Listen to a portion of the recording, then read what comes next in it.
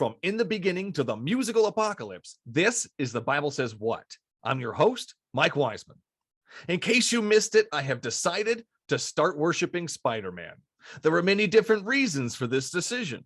The realness factor. Spider-Man appears in movies, TV shows, and comic books. I've seen him at stores, schools, and hospitals. He will even show up to my birthday party if I ask him to. His character, he doesn't kill children out of jealousy. He doesn't require bloodshed for forgiveness. He doesn't drown, starve, or slaughter children. He generally wants to save everyone, even the bad guys. And he won't punish me for eternity if I choose not to love him. Arguments against the worship of Spider-Man. He's a fictional character. False. Spider-Man is real. All movies, TV shows, books, and comics of Jesus and or Yahweh are fake. They're just fictional stories starring fictional beings, and I don't worship made-up characters. All DC superheroes are fictional, except for Batman. He's real, but I don't worship him. Another argument against the existence of Spider-Man is there are many different versions of Spider-Man. All variants of Spider-Man act in the same way the Christian Trinity works. They're all one being. And just like the Christian tripolar disorder, no one knows exactly how it all works. It just does. Proof of Spider-Man's love for us. I recently heard a story of a mother who took her kids to see the new Spider-Man movie. While there, she decided to put a few dollars into the slot machine next to the theater. She ended up winning and hitting the jackpot. If it wasn't for Spider-Man, this woman would not have won that jackpot. Spider-Man brought that woman to the theater. This is definitely proof of his love and existence. Thank you, Spider-Man, for all you do for us. Let's start the show. Is there anything in the Bible that you yourself have an issue with?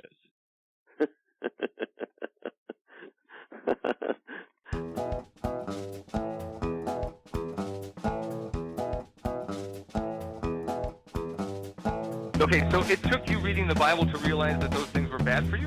Yeah, it actually did. I Couldn't didn't figure this out on your own?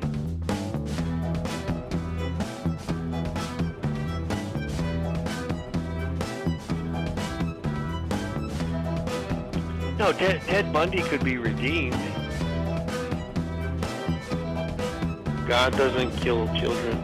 What do you think the Passover was? Yahweh sets up a whole system in the Old Testament where you slaughter animals just so he's able to forgive you.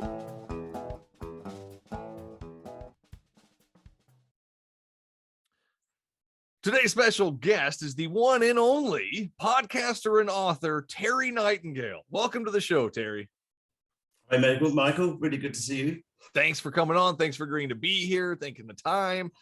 Tell the folks at home a little bit about what you do before we jump into our Bible study today. Okay, well, I'm a pastor serving in the southern suburbs of Perth in Western Australia. And do a bit of blogging and podcasting too. I think my podcast is the shortest on the planet, because it's called 4-Minute Podcasts, and they're just looking at how God helps us through our lives. Real easy, simple stuff. Simple. I mean, no big deal. How long you been doing it? How long is your podcast? I've been doing the podcast about a year. Nice. I have been a pastor since 2005, although I took a break to do some study, go back to school and to try to discover if I still had a brain. But before that, I was a high school teacher for most of my career. So that was fun. I was a science teacher. That's the bravest thing you can do. It is indeed. And only crazy people stand up in front of people and make a fool of themselves. So then why did I become a pastor? Because you do the same thing. There you go. I think it's a little scarier though with kids, man. Kids, you got to teach them. You're responsible for their, oh man, too much for me. Yeah, so, I enjoyed it, but I'm glad I don't do it anymore. Good. Yeah. you got that experience and you're done with it. Totally understandable. It's kind of like being a parent, you've done it. I've done it. I'm done. I don't want to do it again. Let's get through this. The difference with the parent, Michael, is that you never stop being a parent. That's true too. Oh man, so true. Nice job, Terry. Nice job. Way to start off with some good truth there. So Today we're gonna do a little Bible study, my favorite part of the show. So we're just gonna screw everything else and jump into the Bible part of it. I wanted to, or we both agreed on, Exodus chapter 3 through 14, just essentially the Exodus story and the plagues and all that fun stuff. But as Terry has quite elegantly let me know, we need to go into context, so we're going to be jumping around from time to time. I don't know how long this is going to take. I have no idea which direction we're going to go, but I'm ecstatic. I can't wait to get this started. So Terry, why don't you start us off on chapter 3? What's going on? Yeah, look, What's it say? Yeah, look, I want to suggest a way of approaching this, Michael. Yes. An approach I've never done before when I've read the Bible. Let me ask you a question. Yeah. Would you say that you are a Christian, or would you say that you're an atheist? I'm an agnostic atheist, Terry. That's where I would go. I Okay. don't know, but So, I don't see any God, so therefore I'm an atheist. all right. So therefore, when you look at this book that we're looking at today called the Bible, you wouldn't see this as true stories. No, definitely not. There All might right. be bits of truth in there, like the Egyptians, they were real people, stuff like Yeah. that. There's little bits of facts in there, but mostly it's just made up stories people have passed around. The campfire story, you know. Yeah.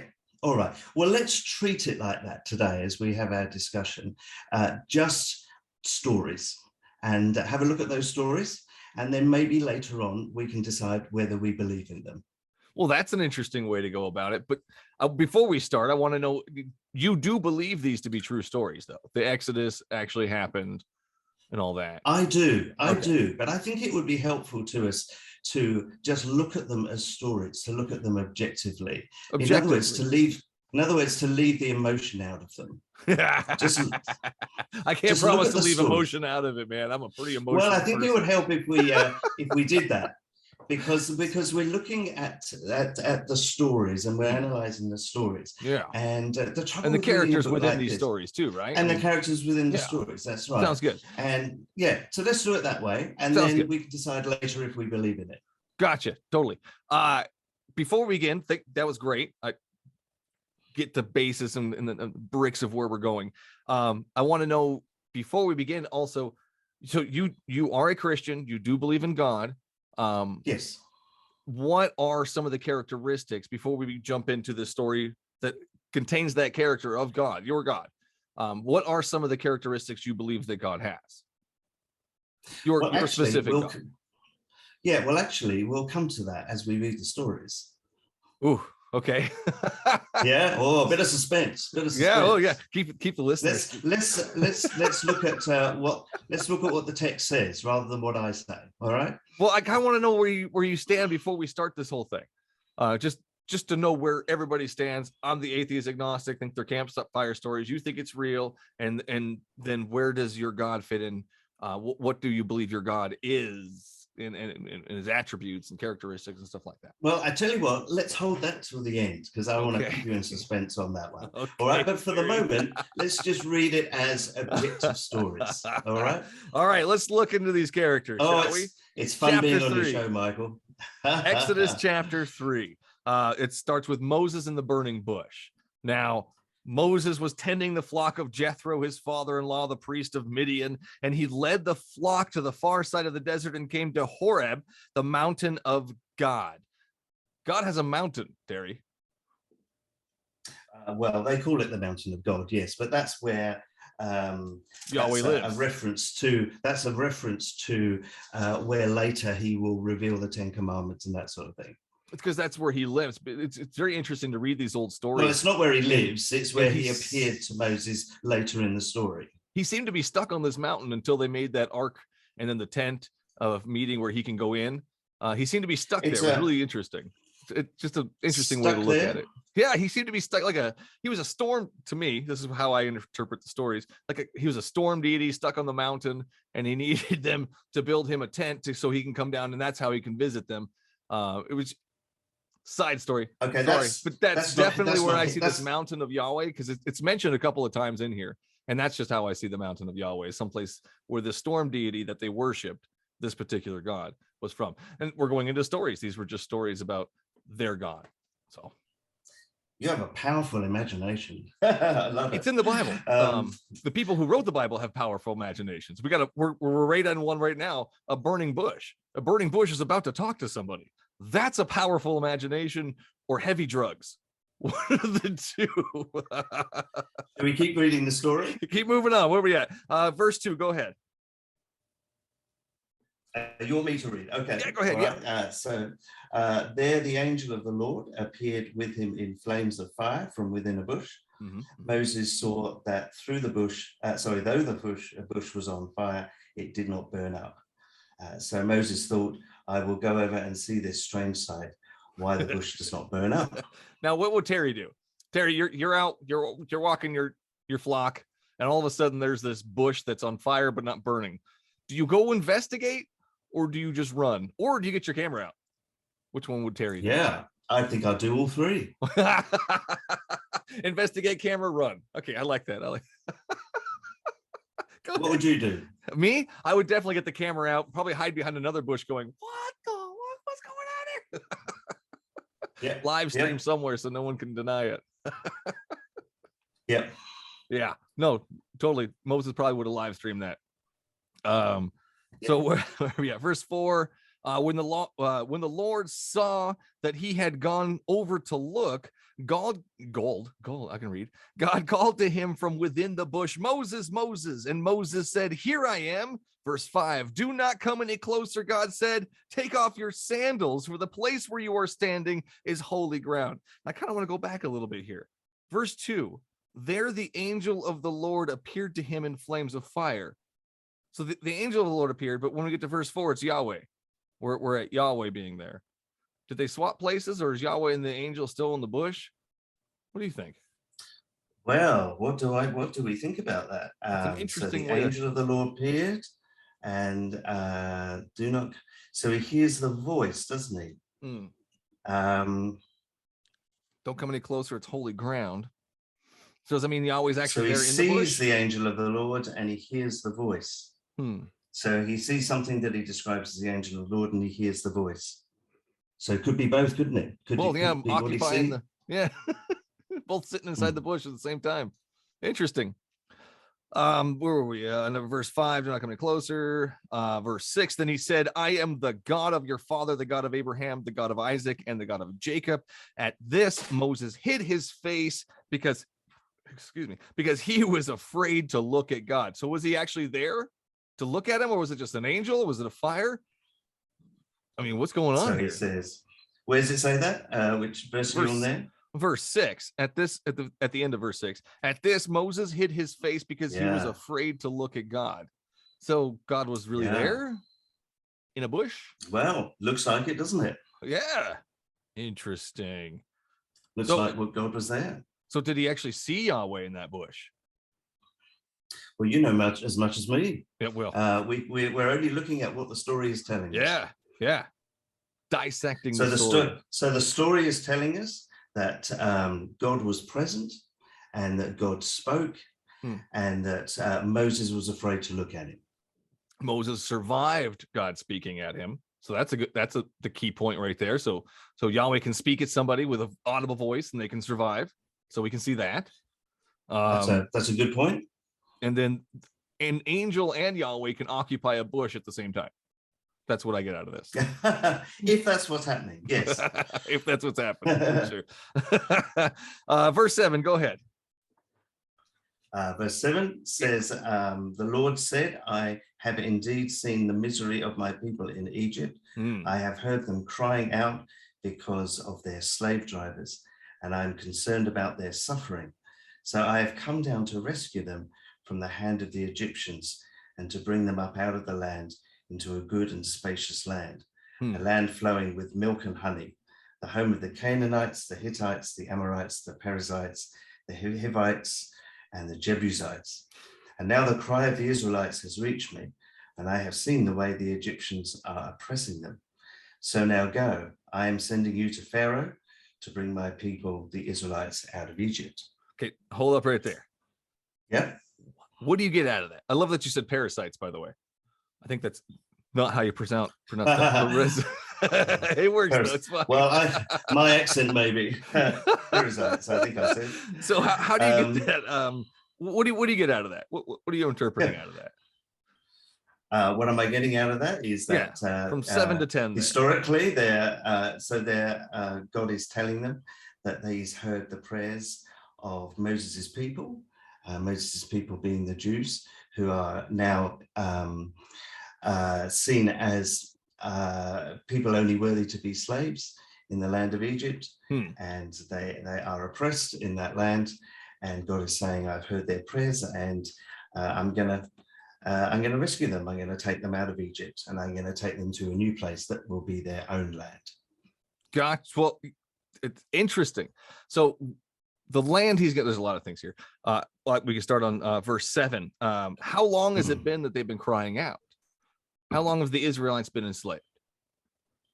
Well, when we look I'm not forward, sure as we actually know that, because it was 400 years between Joseph going there at the end of the last book, Genesis.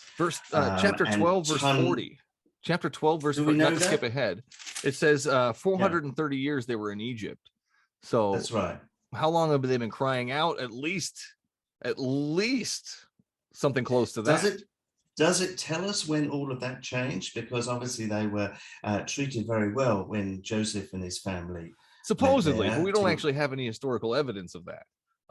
The things that I've researched show that the Egyptians looked down upon the Jewish people, the Israelites or whatever. They saw them as diseased and inferior. So, I mean, that could be a lot of where this idea comes from. There is no Joseph that we have in history. We don't have anything besides what the Bible says about it. But remember, we're just reading these as objective stories. Absolutely. And so we're going with the historical part of it as well to say. But we're going with what the book says. Yeah. But we're going with what the book says. Just as objective stories. So how long were they enslaved? It could be, what can we agree on? 100 years, 200 years? Well, see, I'm not sure if this book actually says how long they were slaves for. Do you know? Well, if we go to 1240, let's skip ahead for a second, just for a quick second. We'll come back. 1240, Exodus 12, verse 40. Sorry, almost there. Now the length of the time the Israelite people lived in Egypt was 430 years. At the end of the 430 years, to the very day, all the Lord's divisions left Egypt. So at the end of the 430 years, it doesn't actually say how long. Now, even if it was, let's say, a year or 2 years that they were in slavery, why did it take so long for it to come to Yahweh's ears? Why did it take him why didn't he immediately know beforehand? This character of God, he's supposed to know everything. He's got it all planned out. Text doesn't tell us, does it? No, it doesn't. That's what's strange about this character in the story here, is that he's supposed to know everything, but yet he doesn't know that his people are enslaved. And when we go on to where he actually says, I heard them, and then I remembered my covenant with the older. We'll get there, but it's strange to me that it took so long for him to get it. And then I understand, but when you think about your own children, Michael, do you tell them everything? Do you tell them everything? I will tell them, okay, so if my children in the future were going to be enslaved by somebody, I would tell them before it happens not to do certain things. You would tell them that they're going to be enslaved. Or I would stop that from happening. That's what I would do as a loving father figure. I wouldn't let my kids be enslaved, especially if I knew it was going to happen. Especially if I knew. Yeah, no way, man. I'd step in. I'd solve the problem before the problem happened. Your life is very simple to bed. Wouldn't you, Terry? Is very simple to bed. Wouldn't you step in and solve the problem before? But wouldn't you solve the problem before? In that limited example, absolutely yes. But God has a much bigger picture, which we are reading about at the moment. Absolutely, and we will get to that bigger picture. So 3:8 through 10. He always says he's going to. So the answer, the question you were asking about, how long were they enslaved and why doesn't God intervene? The text just doesn't answer that question. You're correct. It doesn't tell us how long. It does not. So it doesn't. And I think it's it's not helpful to speculate because we just don't know the answer. Well, I'm going to speculate that if it's any more than a day, then I have an issue at that point because this character knew and he didn't step in and save him beforehand. Any more than a day. He knew I would not allow my kids to be slaves for a day, for an hour. I wouldn't allow it. But, this character didn't step in until he heard the cries. And then he's like, oh, yeah, I remember. This is why we're reading it. This is why I love it. Thank you, Terry. To see what the story is actually saying. Yes. And then 8 through 10, he says he's going to come down and rescue them. He doesn't come down. What's he do? He sends Moses, right? And that's what we're reading right now, is where he's sending Moses. Right. That's right. To get the people out. So Yahweh's original plan here is to send Moses to save the people. Correct? That is his plan. So now we're at verse 10. So now go. I am sending you to Pharaoh to bring my people, the Israelites, out of Egypt. Weird he doesn't do it himself. Weird he doesn't come down and go like, hey, I'm Yahweh. These are my people. Here's the receipt. They're bought and paid for. Have them come with me. Weird he doesn't do that. Weird he sends Moses. And then to make things worse, we're about to find out what happened to Moses. What happened to Moses? Before we move on, sorry, one more thing in this whole spot here. He says he's giving them the land of the Canaanites, the Hittites. It's all these people that Hittites, what does it say? Hivites. Hittites and the Hivites. Good grief. Whatever these people's names are. I'm sorry, people in the past, I can't pronounce your names. But he's giving them the land that these people are currently living on. Yep, that's what it says. He's kicking people out so his people can come in. He's not just kicking them out. We find later in Joshua they just slaughter everybody. But that's beside the point. That's probably not historically accurate either.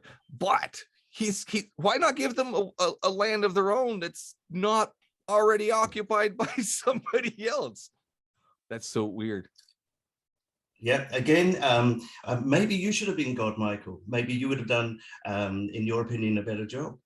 But the trouble is, it's so easy to look at this with our 21st century eyes, isn't it? And say, oh, if I was there, I would have done a different job. But actually, we need to read this story and see what this story is saying. Absolutely. Let's see if it starts to make any sense. So we're on verse 10 and number 11 here. But Moses said to God, who am I that I should go to Pharaoh and bring the Israelites out of Egypt? And God said, I will be with you. And this is what will be a sign to you that it is I who have sent you. When you have brought the people out of Egypt, you will worship God on this mountain. So that's how he's supposed to know that it's actually Yahweh's. They're going to go to Yahweh's specific mountain, the one he lives on, the storm deity guy. No, it doesn't say that's the mountain he's going to go visit. That's how he's going to know Yahweh has a mountain. Otherwise, it wouldn't have made sense. It wouldn't have made sense that when you have brought the people out of Egypt, you will worship God on this mountain. Oh, that mountain, that's Yahweh's mountain. I know it's God. That's what I'm getting out of this story. How are you reading it?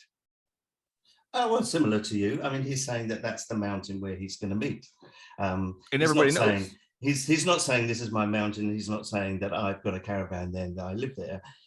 He's just saying this is the mountain. This is the mountain where I've revealed myself. This is the mountain where we'll meet. And how do they know it's his mountain? Because they've worshipped him there before. Yes, that's right. Yeah. Verse 13, Moses said to God, suppose I go to the Israelites and say to them, the God of your fathers has sent me to you. And they ask me, what is his name? Then what shall I tell them? God said to Moses, I am who I am. This is what you are to say to the Israelites. Very, very Popeye of him. I am what I am. I am has the one that sent me to you. Verse 15, God also said to Moses, say to the Israelites, the Lord, the God of your fathers, the God of Abraham, the God of Isaac, the God of Jacob has sent me to you. This is my name forever, the name by which I am to be remembered from generation to generation. And the name they're actually that was not thrown in here, they've taken out, is the name Yahweh, which it's in here in the original. I think I might be saying, I think the Hebrew of I am who I am, I think is what becomes in English Yahweh. They're good. It's a long story. It's a whole thing. Yahweh I'm still looking it up and learning about it, but there's a whole thing about worshiping Yahweh. There's a whole history to it. You can't say his name. So it was just like these letters and whole long thing. Continuing on. So verse 16, go assemble the elders of Israel and say to them, the Lord, the God of your fathers, the God of Abraham, the God of Jacob, appeared to me and said, I have watched over you and have sent, I have watched over you and have sent what has been done to you in Egypt. Have seen. Man, that's a word. Seen what has been done to you in Egypt. And I have promised to bring you up out of your misery in Egypt into the land of the Canaanites and these other people. So he's going to bring them up into this land that belongs to somebody else. He's going to take it from them and give it to his people who are enslaved, who he allowed to be enslaved. He let it happen. 18, go ahead. 18. The elders of Israel will listen to you. Then you and the elders are to go to the king of Egypt and say to him, the Lord, the God of the Hebrews, has met with us. Let us take a 3-day journey into the desert to offer sacrifices to the Lord our God. But I know that the king of Egypt will not let you go unless a mighty hand compels him. So I will stretch out my hand and strike the Egyptians with all the wonders that I will perform among them. After that, he will let you go. Okay, stop right there.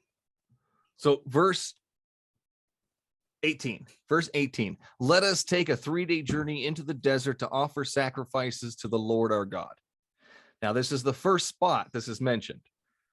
Nowhere in this entire story does it say, let my people go, like go free, like free. Nowhere. It all refers back to taking a journey into the desert to worship Yahweh, to sacrifice to Yahweh, to have festivals for Yahweh. All of this is focused on that, not letting them go free from slavery, but letting them go sacrifice and hold festivals. Yes, although they obviously are intending to leave, aren't they? I don't know if they're intending to leave at this point. That's not really what seems to be Yahweh's main focus. Yahweh's main focus is letting his people go sacrifice to him. He's missing his blood sacrifices. He needs it. He requires this. Well, blood. No. And his people aren't doing it in Egypt. Go back to what we've already read, which is, I have come to rescue them from the Egyptians. Back in verse, can't see with my glasses. Verse from 8. The Egyptians, but not from their slavery. Does it say from their slavery? And to take them into the land. And you've already commented about the people who are already in that land. Good job. Good point, Terry. Good point. So his whole objective in the beginning here is to take them from Egypt and make them a special place in Canaan where people live currently. But he also says, but we can't deny the fact that we've got, let us take that 3-day journey. And then when we get future into the story here, whenever they ask Pharaoh, it's always about asking to go and sacrifice and hold these festivals. It's never once during the actual story when they're asking Pharaoh, it's never once to let them go free from slavery. But I do see your point, and thank you for bringing that up, Terry. I like that. Thank you. Where do you want to go next? We're same one. So I will strike out my hand. I will stretch out my hand and strike the Egyptians with all the wonders that I will perform among them. After that, he will let you go. So Yahweh's got a plan, right? He's planning this ahead of time. Are we in agreement there? This character Yahweh, he's planning it all. Okay. So 21, and I will make the Egyptians favorable. Well, hold on a sec. There's a point I want to make here. Do you know why he has a plan? Have a look at verse 19. Verse 19, but I know that the king of Egypt will not let you go unless my mighty hand compels him to. All right. Yeah. Now, what that says to me in this story is that the God who's called Yahweh knows how the king of Egypt is going to respond. So he knows ahead of time that the king of Egypt is going to do something. Yes. Or in fact, he knows that he's not going to do something. Right. Because he says, I know that the king of Egypt will not let you go unless there is some compulsion. So all of what happens afterwards is completely pointless. All of this showing off, all of the powers, all of the death, all of the destruction that happened afterwards was pointless. Oh, in your opinion, yes. But what this is saying is that the king of Egypt will not let you go willingly unless a mighty hand compels him. So all that follows. He never did, though. Even after all of the spoiler alert, even after all of the plagues and the death and destruction and everything, Yahweh kept Pharaoh from letting it happen, from letting him release the people. Even at the point where he did, he hardened his heart at the last minute. Sorry, spoiler alert. He hardened his heart at the last minute, so he runs after them. So at no point. No. And that phrase, the hardening of heart, is a really interesting phrase, and it'd be interesting to talk about that perhaps when we get to there. When we get there. Look, I'd like to. One of the things that you mentioned at the beginning of the show was how this all relates to Genesis, and I just want to make a point here, particularly about what verse 19 says. Now, another story that I know you're interested in is the flood. And if you have a look at Genesis 6, and when God is pronouncing a judgment on the people of the earth, and it talks about this is actually Genesis 6 and verse 5, and it says, "The Lord saw how great man's wickedness." This is mankind, it's not just men. The adults, not the children. No, well, it's all people. It's that's a Even word that kids? means all people. Even kids, it's Terry? a word that means all. It's a word that means all people. We're just looking at the text. We're not making a personal comment. Well, we're trying to about, decipher the text and what they mean. So I'm trying to decipher. Well, the text Everybody's means wicked. mankind. That means all people. Even nursing infants were wicked. Again, we're just reading the stories, aren't we? Yeah, and I'm trying to decipher what it means. And it means all people are wicked. Well, so even nursing infants. Is that where we're going with this? I just want to make sure we're on the same page.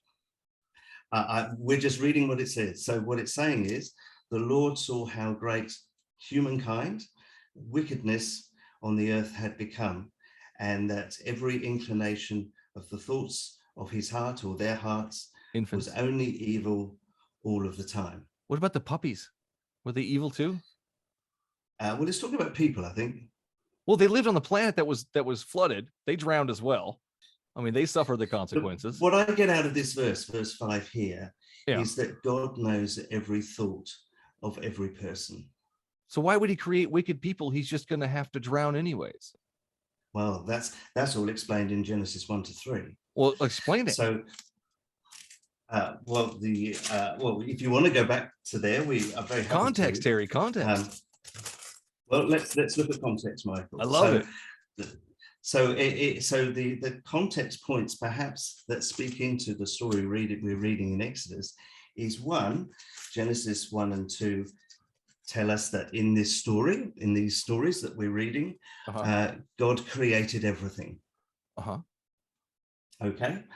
You'd agree with that? That's what the story says, that God created everything? That's what the story says. He breathed it into existence. He spoke words and things came to be.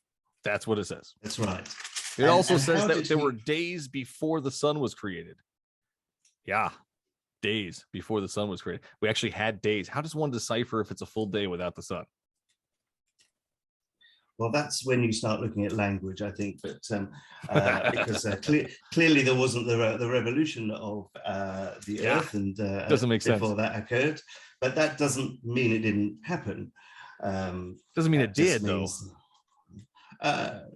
Remember, we're just reading the story. Just reading the story, Terry. Just reading the story. Yeah. So God created everything with his words.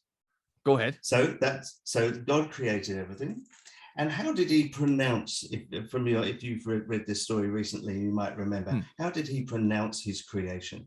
How did he evaluate it? Oh, he saw that it was good. Sorry, yeah. That's right. So he saw it was good. And he was particularly pleased when he made people. Now, stop right there, Terry. He was particularly pleased when he made people, knowing that 99 point whatever % would be wicked and he would have to drown them. Apparently so. He was happy with that. He was, this is great. I'm going to drown you later on, but I'm happy with you right now. Well, there's no indication in the stories that he was happy with that. Yeah, that's weird. There's no indication in the stories he was happy with that. In fact, if we read the whole Bible, he just said it was good. He made mankind and it was good, even though he knew at that time it was going to be wicked. It was good. At that time, it was good. Adam wasn't very good either. He disobeyed. He punished Adam with eternalness. Yes. See, when it was pronounced very good, that was before. Oh, so at that moment, that's it. Okay. I get it now. So it was good right at that millisecond in time, but afterwards it kind of went all to crap. Is that where we're at? Oh, we don't know how long the time was, whether it was a millisecond or for a million years. It doesn't matter. It all went to crap. We don't know. That's what we're going to read, isn't it? That's what we're going to read. So at the beginning, you're agreeing with me, I think, that God, what this Bible is teaching. Correct. According to the stories written here, Yahweh created the world. Stories here, he created everything. Drowned a bunch of puppies and kids. Started over again. That's not what Genesis 1 and 2 says. Genesis 1 and 2 says that God created everything, and it was good, and that people, until it wasn't, as he looked at people, were very good. Would you agree with that? That's at the beginning. So you all wanted to jump ahead, but I'm just looking at what the Bible right. But Yahweh's saying, not looking at just that second, Terry. Yahweh knows everything. Yahweh knows what's about to happen in a couple chapters. He knows he's going to have to drown everybody. It's not saying that in Genesis 2. It doesn't say that in Genesis 2, but inside Yahweh's head but you're is the knowledge of this happening. Where's it saying that in Genesis 2? I can't see that. Terry, does God know everything? According to this book, where does God God know everything? That in Genesis? We're just looking at the stories. Michael, we're just looking at the stories. Terry, if God knows everything. We're just looking at the stories. We're just looking at the stories. And you're Terry, jumping ahead. The stories are telling us that Yahweh knows everything. We're just looking at the stories, Michael. Just look at the stories. Sounds great, Terry. Let's go back to Exodus here. Go ahead. Well, and no, I haven't finished. There's still more. Go ahead. Go ahead. Yes, well, you referred to where things went wrong. So let's do that as well. So remember, so this book is teaching us that God created everything. Correct. And that it was good. And that when he looked upon people, mankind, humankind, that was very good. At that moment. Now, I don't know if you want to go into the stories of where it went wrong, but where it went wrong was the first two people chose to disobey God. Sorry, Terry. I'm sorry. Where it went wrong was when Yahweh put the trees there. Now, follow me with this, Terry. That's not what the story says. That's not what the no. That's not That's not what the story says. That's where common sense comes, Terry. We're just looking at the stories. Right. We're just looking at the story, Terry. And if it makes sense. So where does it say that God did something wrong there? I'm telling you, if you read the story and you take the trees and you do not place them in the middle of the garden, you don't have an issue. Whose fault is it that the trees are there? I'm going to go here, Terry.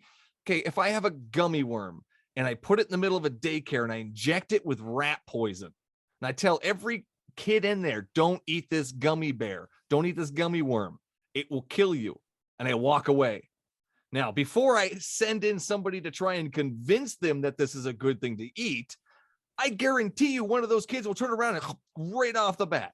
Adam and Eve did not know right from wrong. They have no clue. They do not know good from evil. They didn't eat the tree yet, the tree that Yahweh purposely put in the middle of the garden so that they would eat it. Then he let the Satan serpent person No, it doesn't say that. Oh, no, Michael, that's naughty.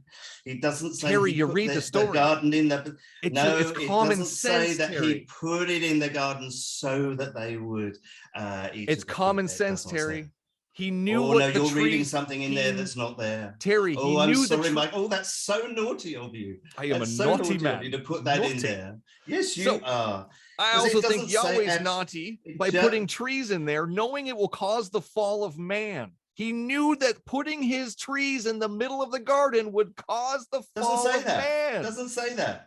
Does he know everything, Terry?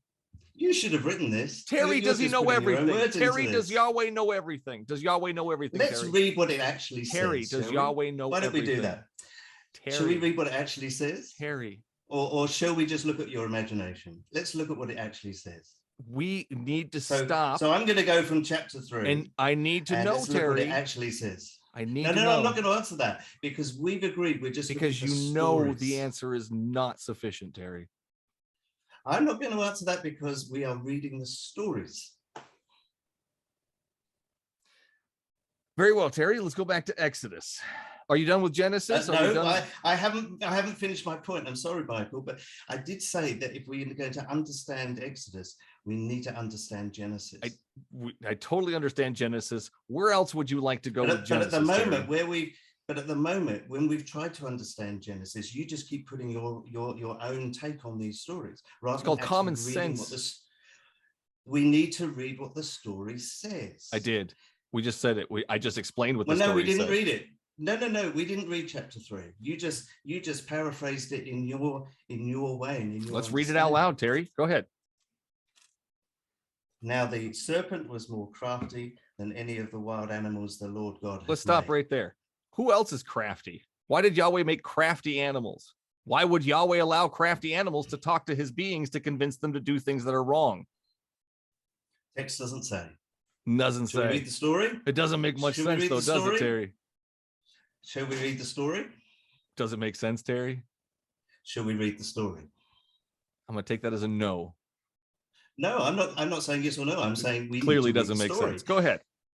We need to read the story. See, Yeah. I'm not going to paraphrase these stories according to how I want them to sound, which I believe That's is exactly what you're doing, Michael. Terry. That's exactly No, what that's you're doing. what you're trying to do. You're refusing What I'm to, saying is, why don't we just read the story and then just let it speak? refusing to see the things that are right in front of you, No, Terry. you're saying this, and trying to force me into an answer. I'm just saying, let's just read the stories. Let's talk about crafty animals. Go ahead. There's a snake. He's crafty. Yahweh let him in. Yahweh allowed him to So talk the to his woman creation. said to the serpent, this is verse 2, we may eat fruit from the trees of the garden, but God did say, you must not eat of the fruit from the tree that is in the middle of the garden. The middle of and the you must garden. not touch. Mm-hmm. Yep. Or you will surely die. Will they die if they touch it, Terry? Wait a minute, let's read on. You will Let's not read surely on. die. The sermon said that. No, I'm not avoiding the question. I just think we need to read the whole thing. For God knows that when you eat of it, your eyes will be opened and you will be like God, knowing good and evil. So did they know right from wrong beforehand, Terry? Who knows? Doesn't say, does it? It says they don't know good and evil because they haven't eaten from the tree. Yeah. So That what tells me do they we don't know take from right what from- the story? What do we take from what the story actually says? That they're children. They don't understand right from wrong. They haven't been taught. And Yahweh placed trees in the middle of the garden that would cause the fall of man. He did this on purpose. He also allowed a crafty snake to come in and talk to them. He and doesn't convince say them. right from wrong. He doesn't say right from wrong. What do you think It says good and evil is? Do you think right and wrong is good and evil? I think it comes into good and evil. Absolutely, yes, it does. So they don't know right from wrong. No, I think you're simplifying it. I don't think that's what it actually says. I think often it says good and evil. accused of that. And when we compare that with a little bit later in Genesis 6 and the flood, and it talks about wickedness, Those wicked puppies, those wicked nursing kids. That's very similar. Drowned them. Evil, wickedness. We're talking here about evil and wickedness. Who created and God evil, knows Terry? what that is. We don't know. It doesn't say. Well, God created everything. Wouldn't that, add up that God created evil? It's what it says in Isaiah. I create evil. I, the Lord, am your God. I mean, the Bible doesn't say that God created. Who created evil. Satan? The Bible doesn't say. Well, Yahweh had to have created Satan. Absolutely. We're just looking at the stories. Just interesting questions along the way. For sure. Yeah. The trouble is you're asking questions that the one sometimes the text doesn't give an answer to. No. It's very vague. And that can be frustrating, can't it? Yeah. So God is saying, I don't want you to choose to know God and evil. Why? Why would he not want us to know what good and evil is? Why keep that from people? Because it's not saying knowing the difference between good and evil. It's talking about knowing good and knowing. Right. Evil. Why would you want to keep that? Why would you want to keep knowing good and evil from people so that they can? Would you want your children to know all kind of evil things? They will eventually learn it. It's called life, man. You're going to learn things that are happening. They're going to learn about Hitler. They just learned about Martin Luther King, man. So you would be the thing that happened to him was pretty evil. So when you think of all the really terrible atrocities that have happened across the world, you would like your children to know all the details of that. Absolutely. When they get older, as they grow, when they get older, not now. 100%. Right now, my kids have learned about Martin Luther King and the struggles and the things that he went through. He was murdered for his beliefs that people should be equal. but Of course, not I when want my there's law. children to learn about that. 100%. Yes, but do you want them to know the experience of evil? What? That doesn't even make sense. The experience Yes, of it does. evil. It Is it the means knowledge of doing good and evil, or is it the experience of good and evil? Which one is it? Because I'm reading knowledge of good and evil. Not that they're experiencing it, I've but got they're here understanding it. I've got here knowing good and evil. There you and go. Knowing, not experiencing. Well, no, I think, you know, now we're twisting words. Sometimes, well, no, not twisting words. You know, sometimes the word knowing, when you know a person, that's experiencing him, isn't it? When you know a person, it's not intellectual. There's a difference between reading a book about somebody and actually experiencing somebody. And that's the context of this in Genesis 3, Michael. It's not saying here's a nice little safe Sunday school lesson about right and wrong. This is actually whether they will pursue good or pursue evil in their lives. Now you're adding things, Terry, at that point. Nowhere does it say they're going to pursue good or evil. Nowhere. It just says the knowledge of good and evil. To know. Knowing good and evil. Right. Now you know what's good and now you know what's evil. That's beneficial to us. We need to know these things. Why would the gods hide that power from us? Oh, because they don't want us to be like them. They don't want us to know things. Well, guess what? So we ate the tree. Now we have knowledge. So how come then that human beings have become very good at doing evil? We've also been very good at doing good. Where have they got that from? What do you mean? Where have they got that from, Terry? Where have they got from? Why is it there is a propensity in many human beings to do evil, to do harm to another? Great question.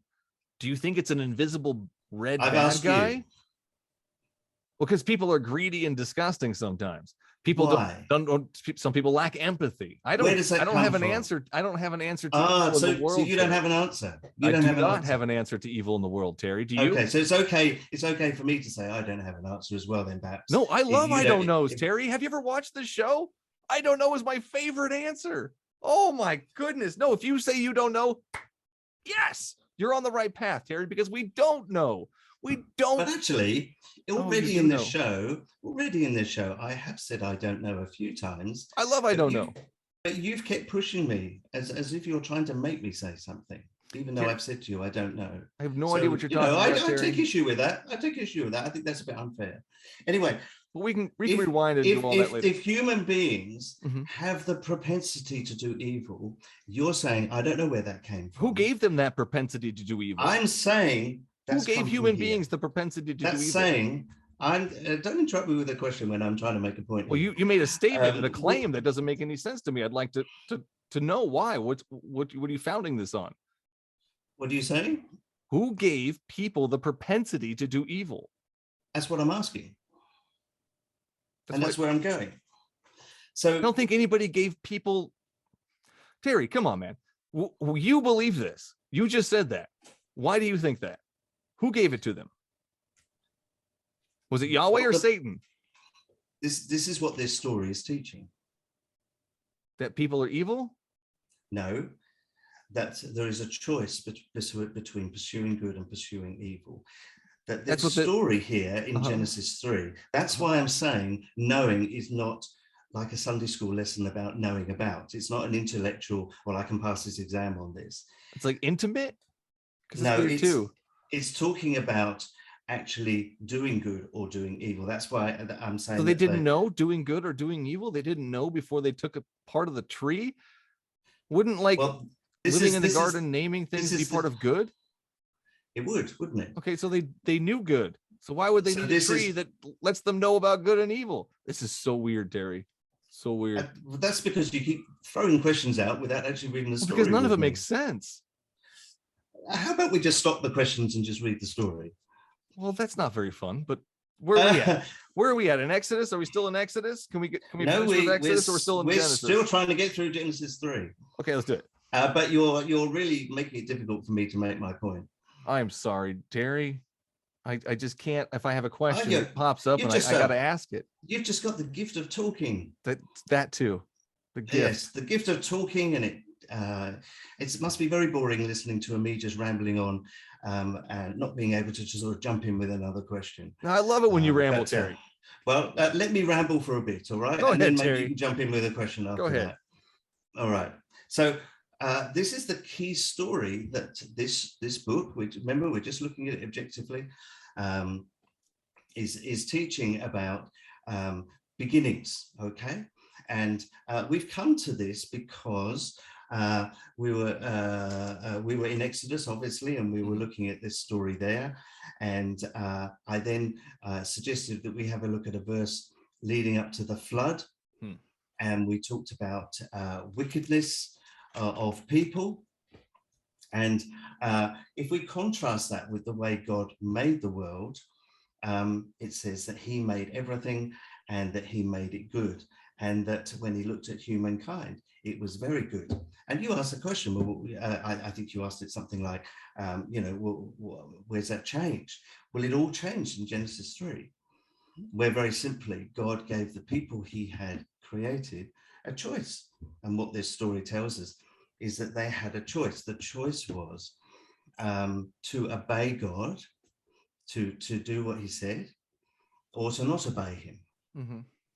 And the temptation that was put in front of them was, you can not only know good things, but you can know evil things as well. And so they chose to go down that route.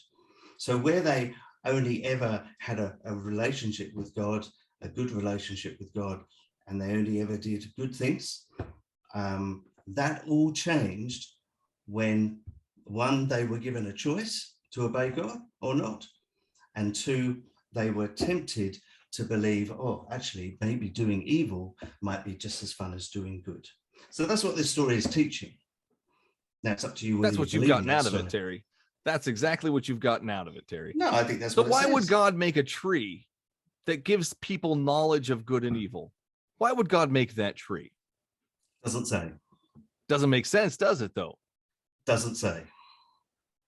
No, Terry, doesn't make sense though. Like, why would it make sense? Doesn't make sense to you in your 21st How does it make sense to you, then, culture? Terry? How does it make sense to you? It makes sense to me. Explain. That if God, it makes sense to me that if God is looking for a people who would choose to have a relationship with him, then they will be given, why would God need to be looking for anything? No, don't interrupt.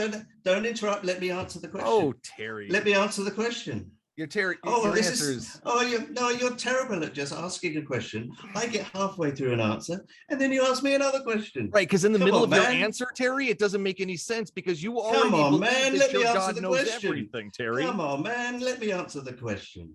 I've even forgotten what your question was. Let me answer the question. This is terrible way to treat a guest, Michael. If you keep throwing questions out and don't let them answer.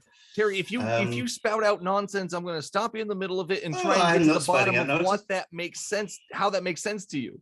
Because you're starting off with the point that your God knows everything, Terry. I was about to say, you are so impatient. Let me answer the question that you're trying to ask me. Why don't you ask me the question again and let's have another go at it? I'd rather just go back to Exodus and we could just continue on with this stuff. We understand that the original sin. Exodus has all of its roots in Genesis. Great. We understand the roots of Genesis. We're at that point. Well, we don't because you keep interrupting me. Because you're not making any sense, Terry.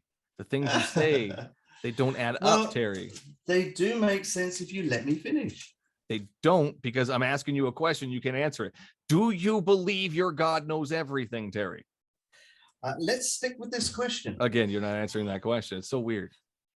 Because you're not letting me answer the questions that you've already asked. Okay, Terry.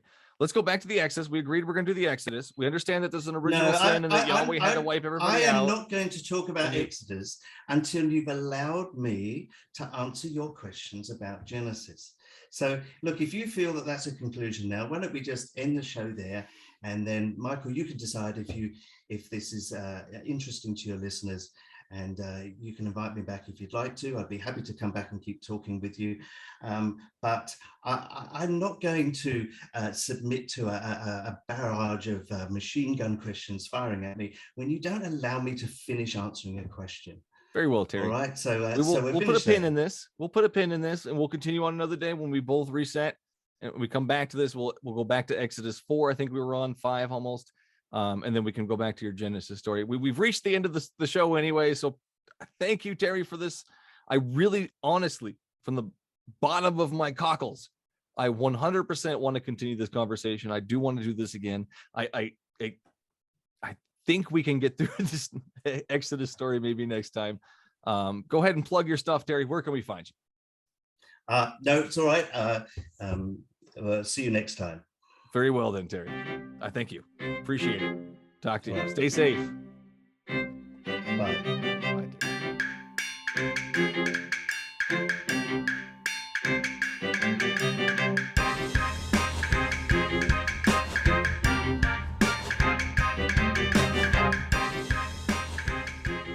And that's all the show there is for you today. Thanks for listening.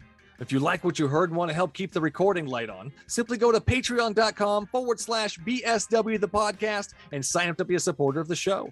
Your episodic tithes of $1 or more will give you access to the patron feed, unaired conversations, early access to each episode, and much more. For the latest events, BSW swag, and a peek behind the scenes, head on over to the show's ever-evolving webpage at thebiblesayswhat.com. The Bible Says What the book is out. Head on over to thebiblesayswhat.com and get yourself and your grandma a signed copy. Thanks to the cosmic powers of the internet, it is now possible to buy me a beer or coffee online. Simply go to buymeacoffee.com/BSW the podcast and click the appropriate buttons. If you can't support the show monetarily, please like, share, and or leave a review. As always, you can find me at the Bible Says What Facebook, YouTube, Twitter, or Instagram pages. You can also reach me at bswthepodcast@gmail.com. And no matter which platform you use to listen to your podcasts, don't forget to hit that subscribe button so you won't miss out on the next episode. Until then, would you kindly pick up your Bibles and read them?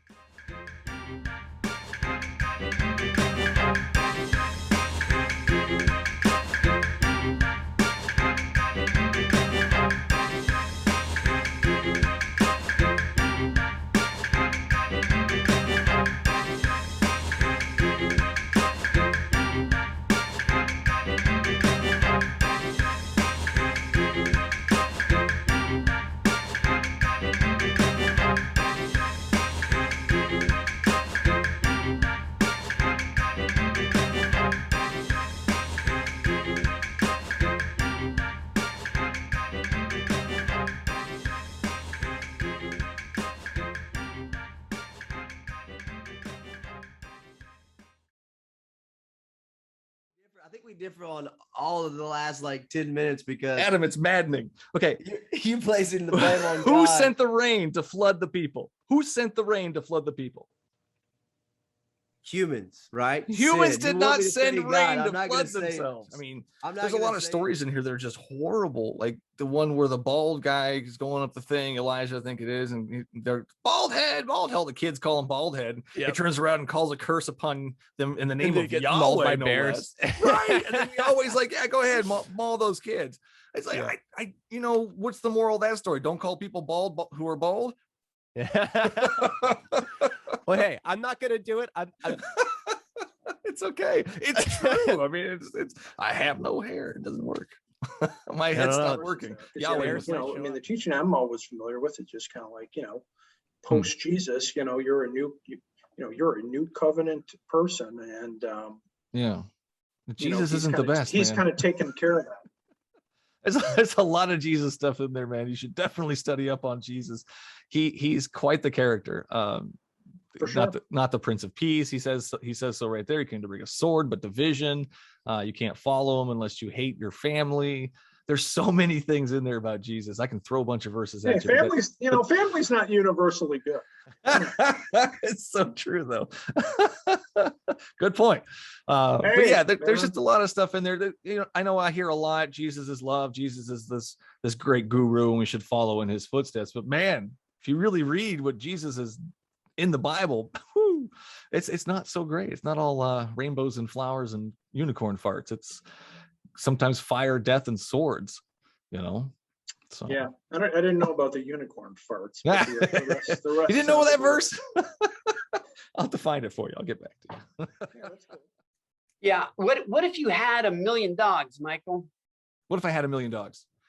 Yeah. Will you give attention to every dog that says they want your attention? I wouldn't physically be able to, but Yahweh can, because he is unlimited power. So he should be able to give attention to everybody at every second. He's omniscient, right? He's everywhere. So he's already there. He's in that room with you. So you should be able to just talk out loud and Again. he should be able to answer, right? Does he not have a multitude of angels, servants that do his I bidding? don't They can come want down and say to- hi. I don't know how to say this without insulting you. You I can't don't insult like to me. insult people. So let's get Okay, that good. out of the way. Say whatever Okay, you want. It's all not right. going to insult me. Go ahead. It just seems to me the height of arrogance Mhm. that you running a podcast Mhm. just seem to delight in telling God how you could be God better than God is, I don't talk to God, which Gary. I You think do. is the height of your rebellion against I God. don't That talk you to have God, this though. issue that God isn't the kind of God you want, so therefore you're not going to worship him as God. And I'm just thinking maybe your view of what God should be is wrong, Huh. and maybe God's view of who he should be is better and more beautiful and truer and more powerful. Yeah. It'd still be nice if you showed up and said hi. Yeah, well, okay, there you go again. All He right, didn't do it the Gary. way you wanted it. Don't, He sent because his I'm son asking to you a die. question. You can answer it. Do you believe your God knows everything, Terry? Let's stick with this question Again, you're not answering that question. It's so weird. because you're not letting me answer the questions that you've already asked. And Okay, Terry. if Let's go back you to the exercise. tomorrow could ask me to go back and change that, there's no way in the world I would change that. I'm glad for Good that for you, Lewis. experience. I I'm feel sure like- there's lots I of feel kids like out I- there that would love to change the fact they were raped in church. Sure. Yeah. And I can't. I think Lewis. as Christians, we're called to care for those people, prevent that abuse.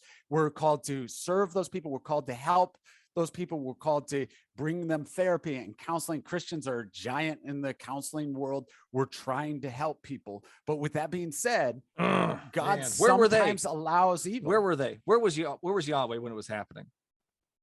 God, I hate this topic. Where was Yahweh when was it was happening? Where was Yahweh when the cross was happening? You know, where was Yahweh Dude, when no. You're not going to transfer this to the fucking cross. I'm sorry, dude. You're really pushing all my nerves. I apologize. You're not going to push this to the cross. I don't care about Jesus suffering on the cross. I am talking about a very specific thing happening. Where was Yahweh when that was happening?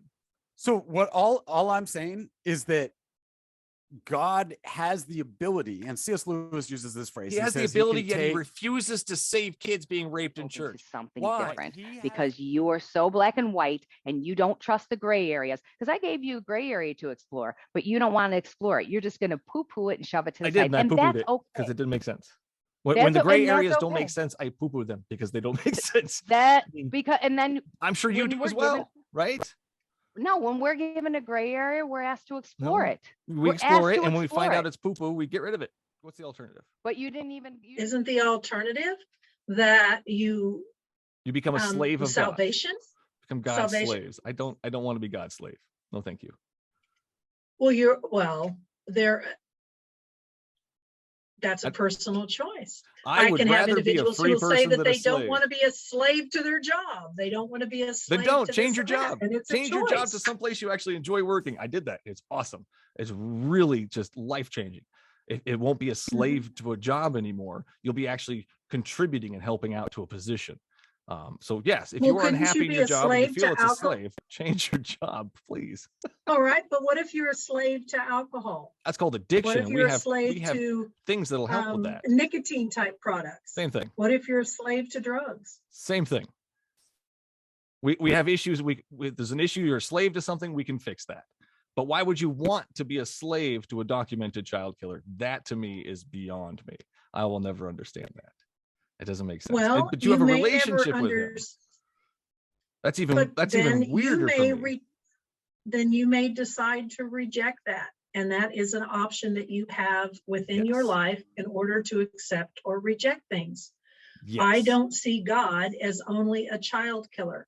I don't see God As as only only a a child destroyer, killer. because in the same book that you are holding, there were Uh-huh. also great signs of mercy and healing and giving. Was it to everyone? No. No. Oh, he's grinning. He can't I love wait. it. No, I love it. You love it.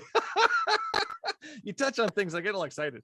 No, for sure. Mercy and grace from what he's going to do to you because you've done things to make him mad. And a lot so you have to be quiet in order to hear him, blah blah blah blah blah. Yeah. How is that a relationship? It's the give and take. It's the waiting. I don't know. but I'm also like buried in my own context. So it is a relationship for me. Well, yeah, I mean, Yeah. I don't doubt that you think Yeah. it is a relationship, but I mean, if I had that kind of relationship with my wife or my kids or even my dog, it wouldn't Yeah, be a very good relationship. It's like, it's dude, it's like a shut up and get in the relationship. quiet spot so I can talk to you. It's like a relationship with a cat.